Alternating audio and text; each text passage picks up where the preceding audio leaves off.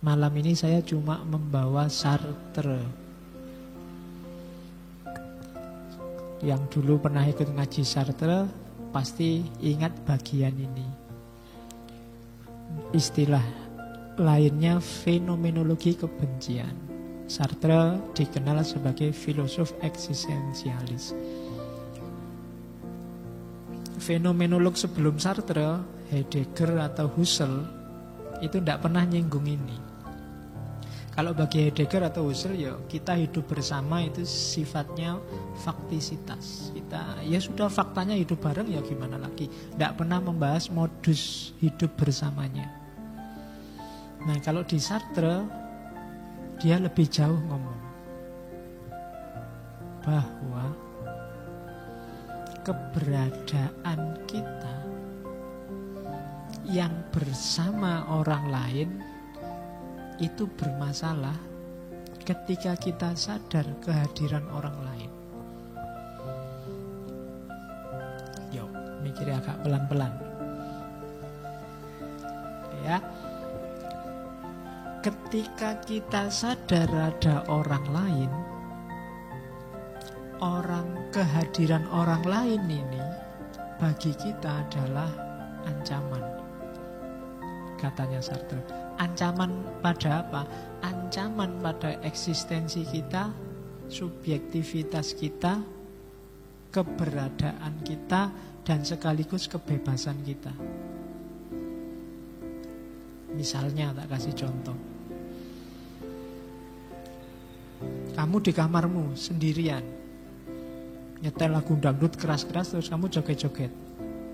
Tiba-tiba temanmu datang, cerek masuk. Apa yang kamu lakukan? Ada teman. Musiknya cepet-cepet kamu matiin. Yang tadinya dangdut kamu ganti musik jazz, apa musik blues, apa musik rock. Kayaknya yang tadi joget-joget kamu sekarang baca buku. Ada teman. Oh itu kan dahsyat sekali kan, orang lain itu bikin kamu tidak bebas. Janjinya kamu pengen joget dangdut, akhirnya nggak jadi. Akhirnya malah jadi baca buku biar tetap dianggap anak baik. Ya kan? Orang lain ini tadi waktu kamu sendirian, kamu jadi subjek, mandiri, bebas. Tapi begitu ada orang lain, sekarang posisimu ganti, tidak lagi subjek, kamu jadi objek di balik tatapan mata orang lain. Begitu dilihat, waduh, orang lain kan kamu, begitu dilihat orang kan kamu jadinya, waduh, jangan-jangan ada yang salah nih dalam diriku. Harusnya aku ngapain ya, kan gitu. Dulu waktu ngajinya cowok-cowok mungkin pakai bajunya sakarepmu dhewe, nyari baju jelek, kaos oblong juga ndak apa-apa, santai aja. Begitu banyak putrinya, kamu kan berubah sekarang. Ayo, rada dandan saiki, pakai minyak wangi dikit-dikit ndak apa-apa. Nah, itu kan orang lain mengancam jati dirimu, artinya kehadiran orang lain membuatmu dari subjek sekarang jadi objek. Kamu ndak bisa bebas lagi sekarang. Kamu disetir oleh subjek. Posisimu nggak lebih kayak barang, katanya Sartre. Dari bebas, kamu sekarang jadi terikat, tidak bebas wis. Kalau di kamar kamu nggak pakai baju, cuma sarungan aja. Kadang-kadang pakai celana pendek, udelnya kelihatan, santai aja. Nggak mandi 3 hari, bau juga nggak masalah. Tapi begitu ada orang, kamu nggak bebas begitu kan? Kamu harus, wah ini harus mandi sama temen nih. Pakai baju ya ditutup dikit, kasihan dia. Melihat sosokku yang kayak gini, jangan-jangan dia tersiksa. Jadi kamu sudah mulai jadi objek dari tatapan matanya dia. Makanya istilahnya look of hatred. Jadi pandangan kebencian. Kenapa pandangan kebencian? Gara-gara pandangan itu kamu jadi gak bebas. Yang paling kamu benci, akhirnya kamu dari subjek jadi objek sekarang. Dari manusia yang bebas jadi terikat. Kamu tadi janjinya kamu tidak terkontaminasi kebencian macam-macam. Gara-gara ada orang lain itu loh, sekarang ada model benci, ada model sayang. Makanya Ada gium sangat terkenal dari Sartre, orang lain adalah neraka. Ya kan, sumpek aku kalau ada orang lain itu. Aku sendiri bebas. Ada orang lain ngomong aja diatur sekarang. Padahal kalau nggak ada kan iso bebas. Kalau nggak ada orang lain, kamu surfing macam-macam di internet bebas. Begitu ada orang lain, aduh. Dari situs-situs itu sekarang ganti situs Al-Quran dan terjemahnya. Karena ada orang lain yang lihat. Oke, jadi kurang ajar orang lain itu kan gitu akhirnya. Look of hatred. Gara-gara dilihat orang lain. Dari subjek, sekarang aku jadi objek. Nah, kelanjutannya terus bagaimana? Satu-satunya jalan biar aku ndak jadi objek, ayo bertarung. Subjek dengan subjek. Nah, kalau aku jadi objekmu, sebaliknya juga sekarang kamu juga bagi objekku. Gitu loh. Temenmu yang datang jadi, dia juga sekarang objekkanlah. Saling mengobjekkan. Jadi pertemuan antar manusia itu pertemuan pertarungan untuk siapa yang jadi objeknya siapa. Saling mengancam, siapa lebih kuat. Jadi pertempuran saling mengobjekkan. Daripada aku yang jadi objek, sekarang tak balik. Kamu aja yang jadi objek. Sekarang kamu tak atur gimana caranya biar kamu yang manut sesuai perspektifku. Temanmu datang lihat kamu tadi joget-joget, sekarang kamu gak jadi joget, kurang ajar. Sekarang gantian, kamu yang jadi objek. Kalau ke kamarku sandalnya dilepas. Kalau sekarang kan jadi dia gak bebas sudah. Kalau ke kamarku tunggu di sana di ruang tamu, jangan masuk dulu. Itu kan pokoknya itu kan pertarungan saling mengobjekkan. Temanmu tadi maunya bebas pakai sandal, gak bisa bebas sekarang. Kamu yang mengobjekkan dia sekarang. Jadi hidup ini katanya Sartre pertarungan saling mengobjekkan. Ngaji ini siapa subjek siapa objek. Itu pertarungan sebenarnya, cuma kamu tidak sadar. Siapa yang bebas, siapa yang terikat, siapa yang masing-masing orang mengekspresikan perjuangannya sendiri-sendiri. Meskipun kamu tidak sadar. Dosen sama mahasiswa itu juga pertempuran saling mengobjekkan. Pemerintah sama rakyat itu juga pertarungan saling mengobjekkan. Siapa yang harus manut siapa? DPR sama pemerintah, KPK sama DPR itu saling mengobjekkan. Selalu begitu. Itulah fenomenologi kebencian. Itulah fenomenanya. Kenapa kebencian itu jadi modus dalam kehidupan? Karena ternyata setiap orang itu ancaman bagi eksistensi orang yang lain. Jadi lebih mudah membenci daripada mencintai. Kalau saling mencintai itu bisa nggak Pak? Bisa, tapi itu modus. Cinta itu modus lagi-lagi apa? Untuk saling mengobjekkan. Modus untuk siapa yang menang, siapa yang ngatur, siapa jadi objeknya siapa. Gitu loh. Gara-gara punya pacar, akhirnya kamu hidupnya ada di mata pacarmu. Kamu diobjekkan oleh pacarmu. Entah cara berpakaian, entah menghabiskan waktu malam mingguan, entah itu kan saling mengobjekkan. Katanya kamu cinta, disuruh cukur aja ndak mau. Oh ya deh aku tak cukur. Itu kan saling mengobjekkan. Ya kan? Katanya sayang, masa jemput gitu aja nggak mau. Ya wis tak jemput. Itu kan pertarungan saling mengobjekkan. Katanya cinta, diapeli aja ndak mau, nolak terus, diajak jalan-jalan kok ndak mau. Ya wis resikonya. Itu sebenarnya saling mengobjekkan. Ingin memuaskan ego dan subjektivitas masing-masing. Makanya cinta dan benci itu sebenarnya garisnya tipis. Orang yang bisa membenci itu hanya orang yang mungkin mencintai. Ya kan? Bapak sama anak itu kan kadang-kadang bisa, nggak mungkin kan nggak sayang, tapi kadang-kadang bapaknya juga sebel luar biasa sama anaknya dikandani ramanut. Itu kan jenis kebencian juga. Sama teman itu kan bisa membenci. Sama pacar akhirnya bisa lahir benci. Oke, kenapa? Karena memang hakikatnya itu pertarungan untuk saling mengobjekkan. Maka katanya Sartre, kalau ada yang bilang kita, itu sebenarnya absurd. Iya. Jadi kita kan kayak Cak Lontong itu kan lu aja kali. Bukan kita. Kita itu baru laku kalau ada pihak ketiga. Ada aku, ada kamu. Tadi kan saling mengobjekkan. Kita ini baru jalan kalau ada dia. Nah, kita bergabung kerjasama untuk mengobjekkan dia.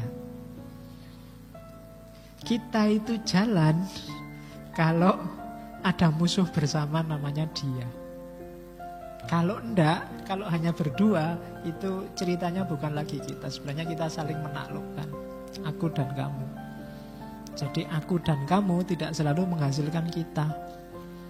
Ada kita atau kami itu kalau ada pihak ketiga. Ngomong kita itu kan selalu keluar, bukan sama yang di sebelah kita. Jadi kalau kita berdua sama ada orang lain itu kan, gini loh Pak, kita kan selalu itu. Jadi selalu ada pihak yang lain. Jadi tidak pernah kita itu kalau cuma aku dan kamu. Harus ada dia, baru ada kita. Dan kita itu absurd. Karena apa? Karena ikatan kita itu terbatasi oleh orang ketiga ini. Kalau orang ketiganya tidak ada, akhirnya yang ada hanya aku dan kamu, dan kita bertarung lagi saling mengobjekkan. Kalau contohnya Sartre, kayak relasi juragan sama buruh sama pemerintah.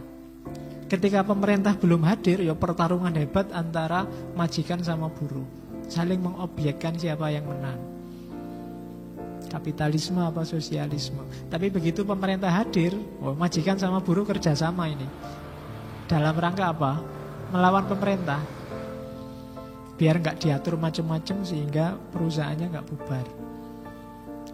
Nah begitu pemerintah sudah takluk, ini tarung lagi majikan sama buruh.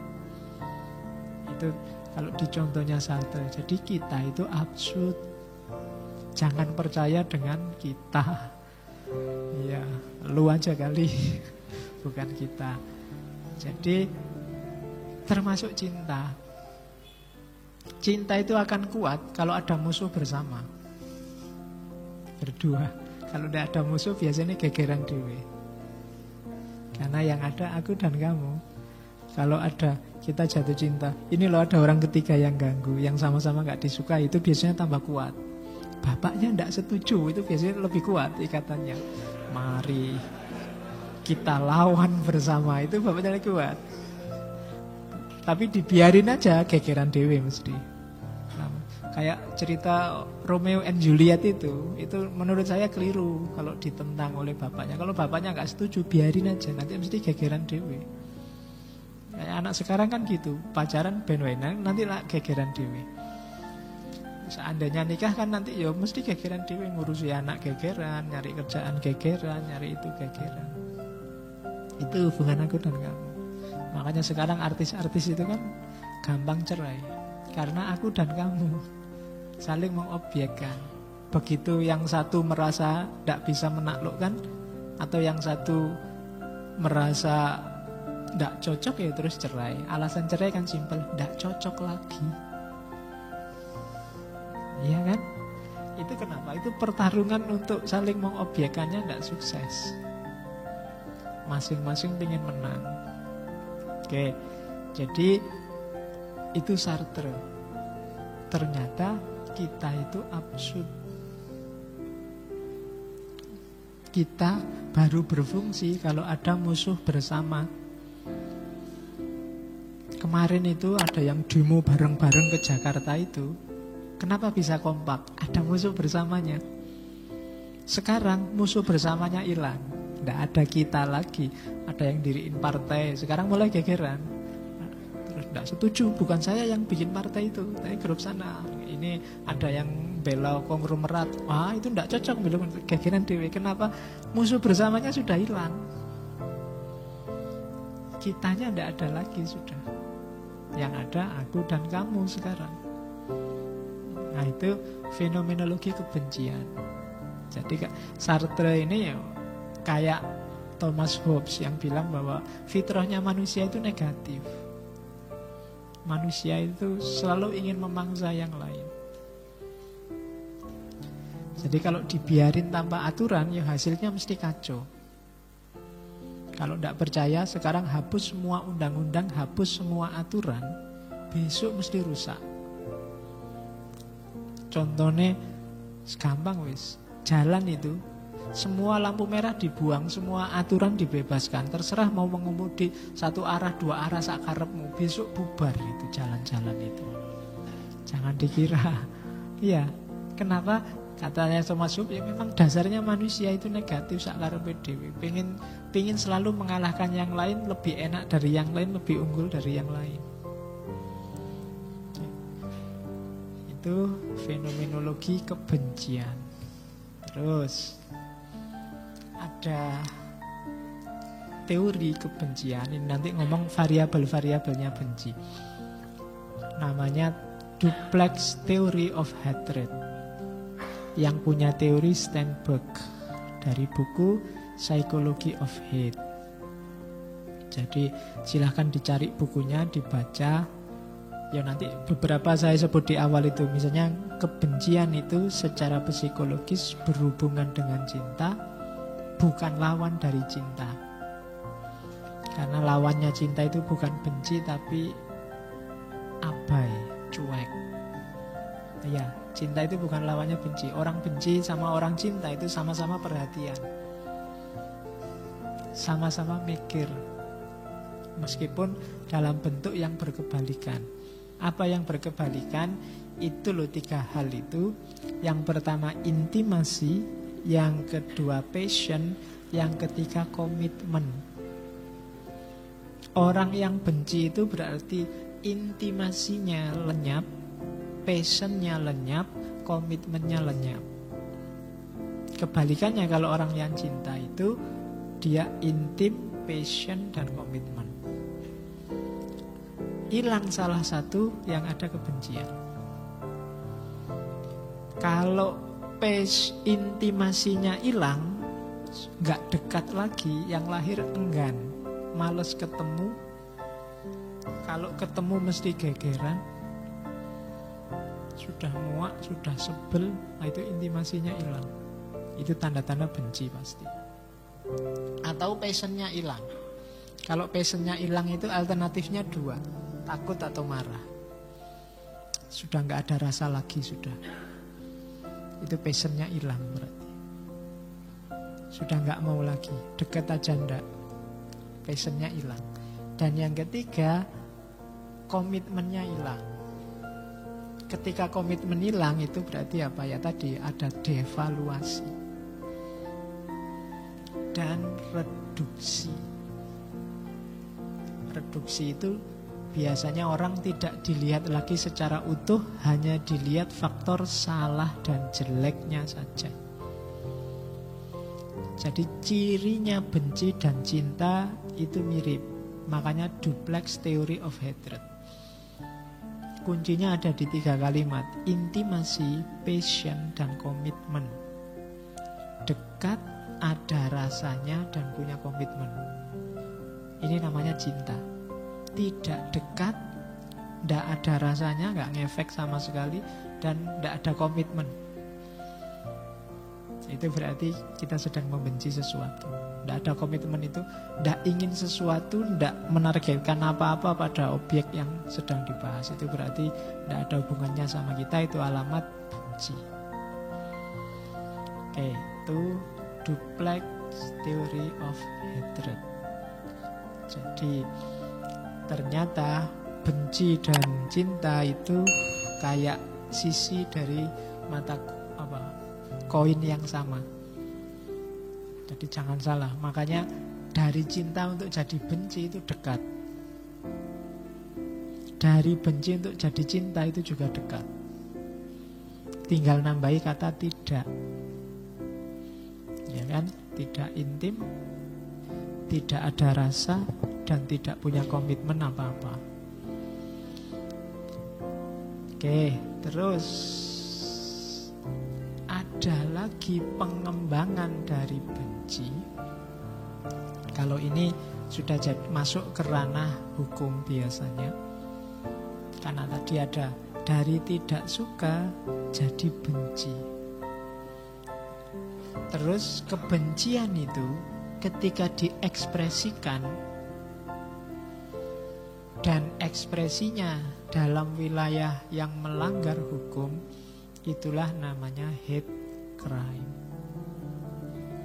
Tindakan kejahatan terhadap orang, properti, organisasi yang dasarnya benci. Biasanya didasarkan pada identifikasi asal-usulnya. Dasarnya prasangka. Kayak tadi loh. Oh, kalau kelompok ini itu mesti sesat, kita basmi saja. Pembasmian itu namanya hate crime. Oh, kalau kelompok itu sukanya bid'ah, itu harus kita musnahkan, itu namanya hate crime. Kita pukuli saja, itu hate crime. Kejahatan yang didasarkan pada kebencian asal-usul, itu hate crime. Ada beberapa teori tentang hate crime. Yang pertama, strain teori. Ini gampang. Kalau strain teori itu, kenapa orang benci pada kelompok yang lain? Itu karena orang merasa terancam stabilitas sosial, ekonomi, politiknya. Strain itu artinya ketegangan. Teori ketegangan. Jadi sebenarnya kata teori ini, orang itu tidak membenci orangnya, tidak membenci kelompoknya, tidak membenci grupnya.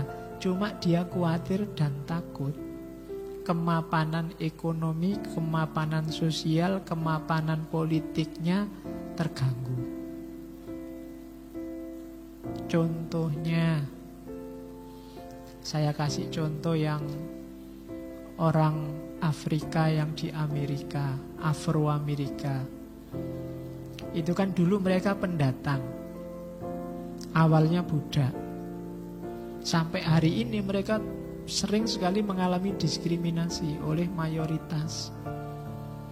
Sebenarnya loh, orang Amerika plural gitu loh, kok masih bisa diskriminasi. Karena memang bukan bedanya yang bikin mereka benci, tapi ketakutan bahwa jangan-jangan orang-orang ini nanti merebut sumber daya, merebut kemapanan, stabilitas ekonomi yang sekarang saya rasakan. Kita sudah enak-enak ya sekarang. Nanti kalau mereka datang, jangan-jangan pos-pos penting ditempati oleh mereka. Itu takut. Kita sekarang yang mayoritas ya, kalau kita biarkan yang minoritas berkembang, jangan-jangan posisi kita terancam nanti. Kayak zaman Nabi dulu. Nabi itu dulu awalnya kan minoritas di kalangan masyarakat Arab. Para kafir Quraisy itu sebenarnya tahu yang dibawa Muhammad itu kemungkinan benar memang. Cuma kalau tak terima minoritas Muhammad dan para sahabatnya, jangan-jangan kemapanan ekonomi kita, kemapanan politik sosial kita terusi oleh kehadiran Muhammad. Kita nanti nggak jadi pionir lagi, nggak jadi orang besar lagi, nggak jadi tokoh lagi. Itu namanya strain teori, teori ketegangan. Takut kalau yang minoritas ini mengganggu stabilitas yang mayoritas. Ya contohnya banyak, kalian bisa ngambil contoh macam-macam. Namanya strain teori. Jadi kekhawatiran minoritas, kekhawatiran mayoritas kalau yang minoritas mengganggu stabilitas, kemapanan mereka. Itu Itu namanya strain teori.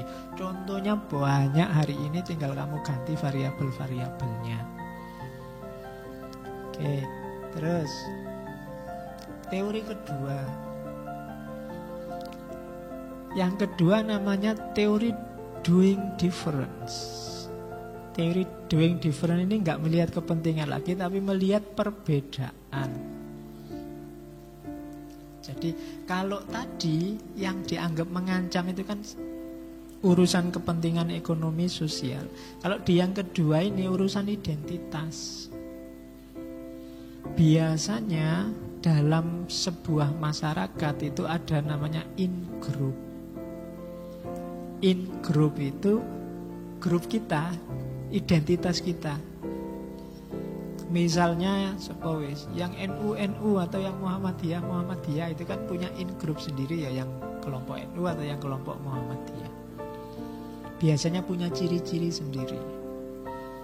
Nah, doing different ini mereka akan takut kalau ada inovasi baru yang berbeda dengan identitas yang lama. Pokoknya ya, kita kan grupnya, contoh paling gampang ya, misalnya teman-teman NU, cirinya tahlil, kunut. Yang Muhammadiyah cirinya apa ya, susah aku boleh. Pokoknya itulah, itu ciri-ciri in group. Nah ini mereka merasa kalau ada minoritas baru yang menawarkan ciri yang berbeda, yang merusak identitas in-group tadi, dari situ lahir kebencian. Apa yang dibenci? Rusaknya identitas in-group tadi. Jadi dianggap mengancam, harus dijauhi. Mereka itu sesat. Kenapa sesat? Tidak sama dengan ciri-ciri kita. Ciri-ciri kita itu kan ini bla bla bla bla. Karena mereka tidak sama dengan kita, maka mereka sesat. Harus dibenci, dijauhi, syukur-syukur dimusnahkan. Itu in group. Teori namanya doing difference. Lihat perbedaannya.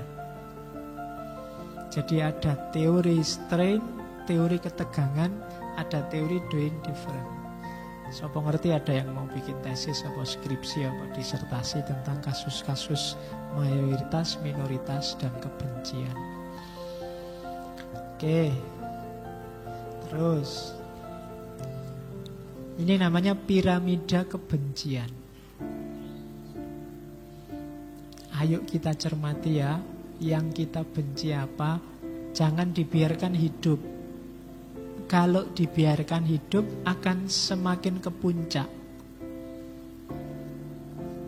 Piramida kebencian itu biasanya yang pertama diawali prejudice attitude.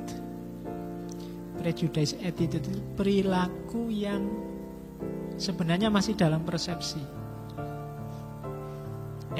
Prejudice itu kan anggapan, prasangka, perilaku yang penuh prasangka. Misalnya accepting stereotype, menerima stereotype, menerima apa? Stereotype itu gini loh. Kalau orang Jawa Timur mesti ndeso-ndeso. Kalau orang Madura itu mesti kayak gini, itu stereotype. Kalau orang Sunda itu biasanya begini, itu stereotype.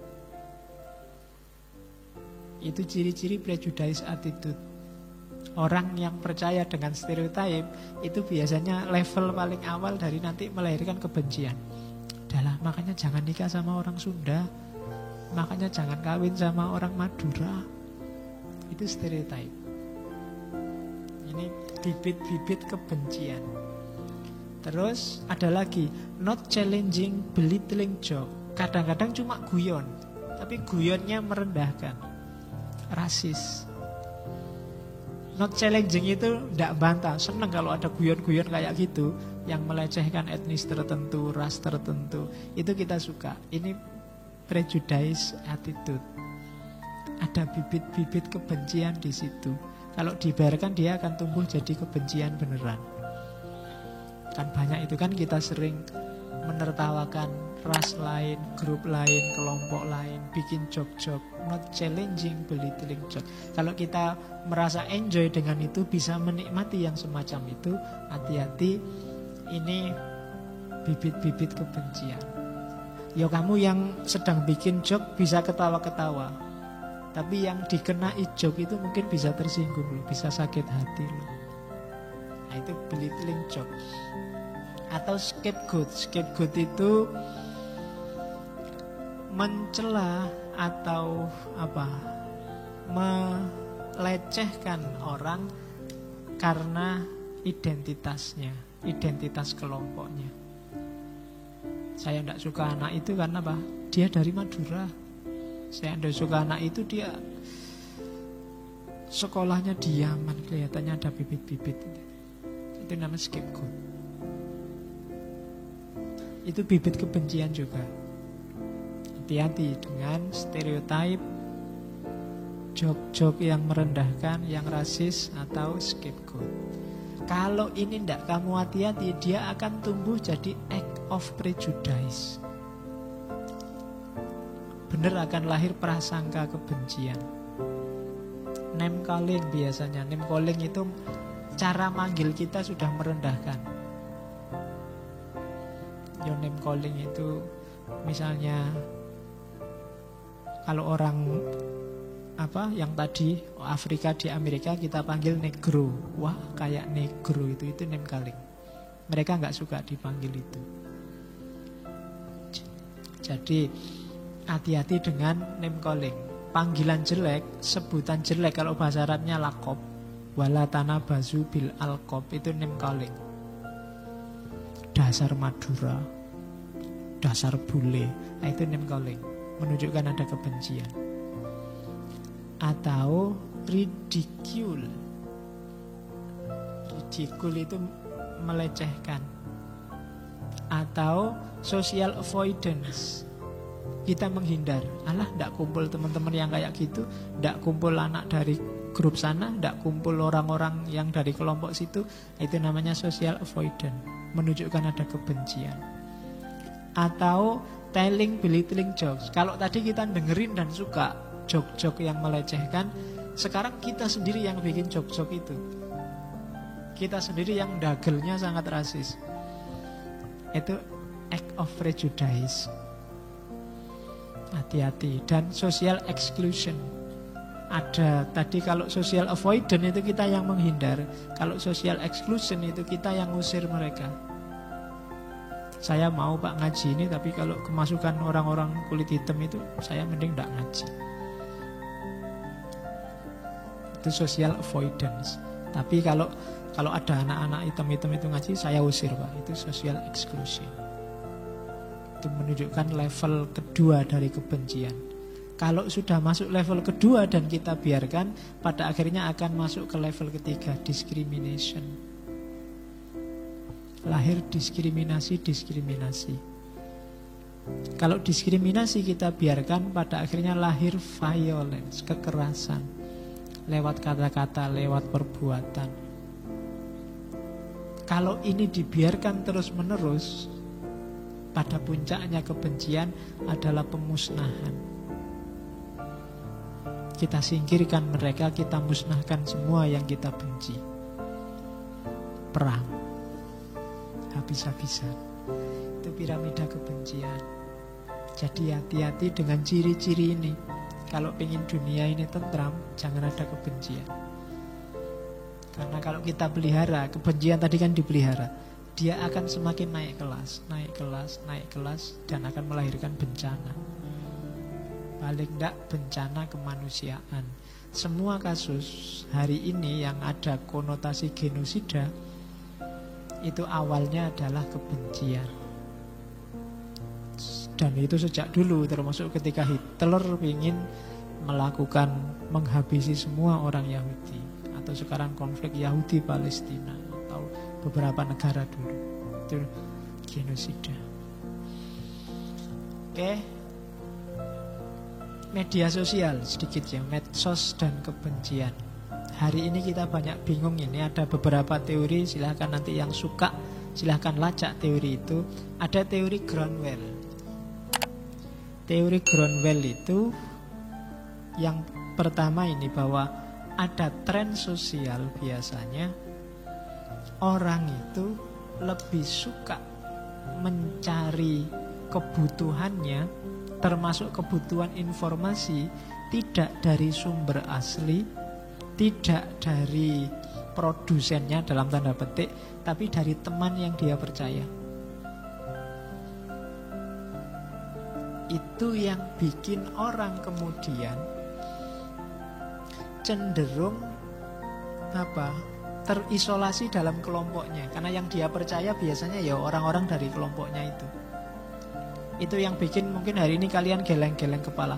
Ini orang sudah bodoh, dijelaskan nggak mau, jelas-jelas fitnah tapi diluruskan nggak mau. Karena yang meluruskan kamu, orang yang di luar kelompoknya. Hari ini orang itu yang dipercaya apa? Orang yang ada dalam kelompoknya. Dari situ nanti lahir istilah namanya cyber ghetto. Ghetto itu kayak semacam pondok, semacam apa? Kalau hari ini ya pondok. Kalau dulu padepokan cyber. Padepokan cyber santri-santrinya ya kelompoknya sendiri semua. Sehingga lahir namanya echo chamber. Echo chamber itu ruang gema.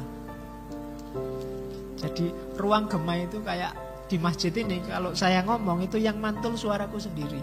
Jadi yang selalu didengarkan itu yang senada, suaranya sendiri. Suaranya orang lain tidak akan bisa masuk. Saling menasehati tidak mungkin, kecuali yang nasihati orang dari kelompoknya sendiri. Itu loh. Makanya ada istilah filter bubble. Dan mental semacam ini dipahami benar oleh mesin pencari di internet, di dunia maya. Itu namanya filter bubble. Akhirnya apa? Google itu sangat ngerti seleramu apa, YouTube itu sangat tahu seleramu apa. Sehingga begitu kamu masuk, kamu akan disuguhi situs-situs, alamat-alamat yang cocok sama seleramu. Kalau nggak percaya coba aja, bukalah YouTube.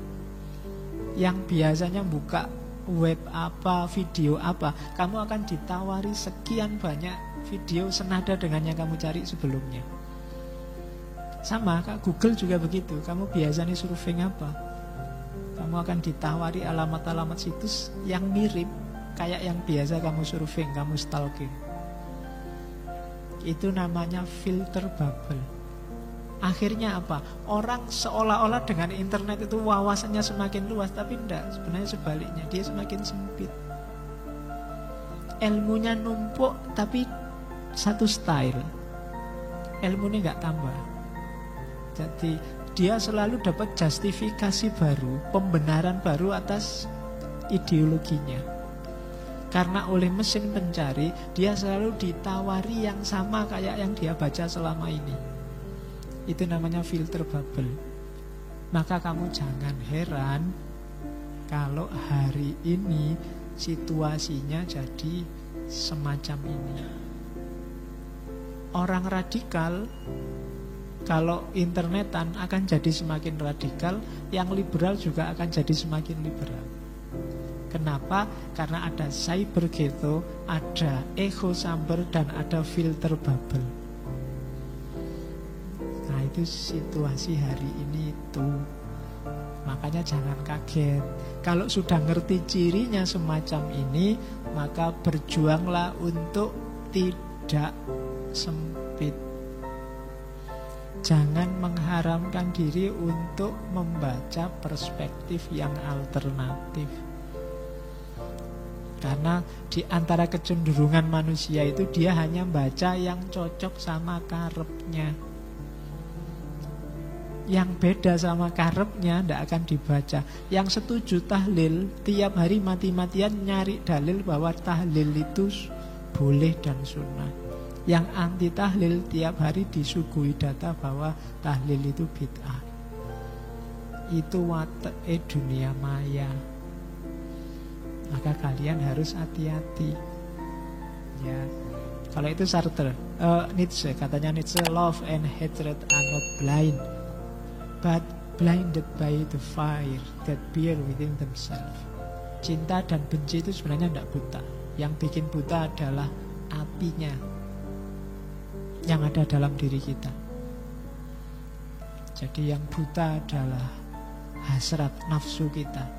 Orang itu wajar kadang suka tidak suka sesuatu, tapi gara-gara ambisi nafsu itu dia jadi membuta, melahirkan kebencian. Ada kalimat lagi dari Nietzsche yang bagus, we have art to save ourselves from the truth. Kita punya seni untuk menghindar dari kebenaran yang tidak kita sukai. Antara lain kebencian. Kebencian itu seringkali jadi jalan kita untuk menghindar dari kebenaran. Itulah seni yang sering kita mainkan. Kita bikin dalil daki-daki untuk mendukung kebencian kita, padahal hakikatnya kita sedang menghindari kebenaran. Itu penjelasannya panjang, kamu renungkan sendiri. Kalau ini ayat dari Martin Luther, ya.